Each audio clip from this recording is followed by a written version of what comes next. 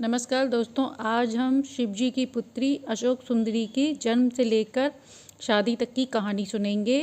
जैसे भगवान गणेश और कार्तिकेय को सभी जानते हैं, पर अशोक सुंदरी को कम ही लोग जानते हैं। माता पार्वती की पुत्री के बारे में, जिनका नाम अशोक सुंदरी है, इनका उल्लेख पद्म पुराण में मिलता है। एक दिन माता पार्वती ने भगवान शिव से सबसे सुंदर स्थान पर भ्रमण करने का आग्रह किया।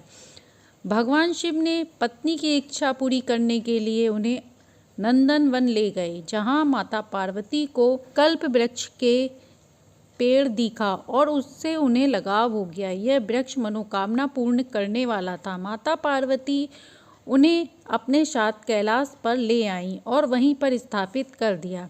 शिव जी उसके बाद अपने ध्यान पर आ गए।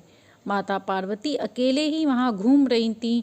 उन्हें अकेलापन महसूस हुआ और वह अपने अकेलेपन को दूर करने के लिए एक पुत्री की इच्छा व्यक्त करने लगीं। तभी माता को कल्प वृक्ष का याद आया और उन्होंने उस कल्प वृक्ष के पास जाकर अपनी इच्छा व्यक्त की। कल्प वृक्ष ने उन्हें तुरंत उनकी इच्छा अनुसार एक पुत्री दे दी। वह कन्या इतनी सुंदर थी कि उसका नाम उन्होंने अशोक सुंदरी रखा। इसलिए उन्होंने उन्हें वरदान दिया कि उनका विवाह देवराज इंद्र के साथ होगा। ऐसा माना जाता है। इसके बाद अशोक सुंदरी के जीवन में कई घटनाएं घटित हुई। एक दिन अशोक सुंदरी नंदन वन में विचरण कर रही थी कि तभी वहां हुंड नामक एक राक्षस वहां आया। वह राक्षस अशोक सुंदरी की सुंदरता पर मुग्ध हो गया। उसने उनसे विवाह करने का प्रस्ताव रखा। अशोक सुंदरी ने उसे बताया कि उसका विवाह देवराज इंद्र के समान नहुस से होगा।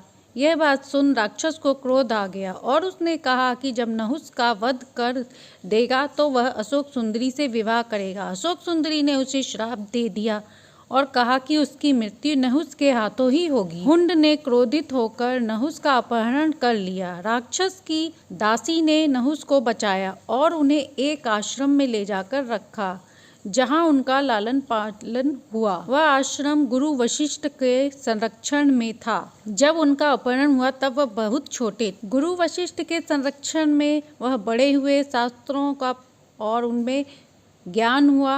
जब वह युवा हो गए तब उन्होंने हुंड को परास्त किया और मार डाला। हुंड का अंत हुआ नहुस के हाथों ही। इसके बाद माता पार्वती की आज्ञा से दोनों का विवाह पूर्ण हुआ। यह विवाह धूमधाम से संपन्न हुआ। सभी देवी देवताओं ने इसमें भाग लिया। दोनों का दाम्पत्य जीवन सुखमय रहा। उनके एक पुत्र ययति हुए जो एक राजा बने। वह चक्रवर्ती सम्राटों में से एक थे। उनके 5 पुत्र थे। पुरु, यदु, अनु, तरुवत, दुहु ने संपूर्ण भारत पर राज्य किया। इन्हें पंचदेवों में कहा गया है। इनके पुत्रों ने अपने क्षेत्रों में न्याय व प्रजा का पालन किया। अशोक सुंदरी की कहानी यही सिखाती है कि प्रेम व संकल्प से बाधाओं को दूर किया जा सकता है। तो ये थी शिव की पुत्री अशोक सुंदरी की कहानी। कहानी अच्छी लगी हो तो लाइक एंड सब्सक्राइब करें।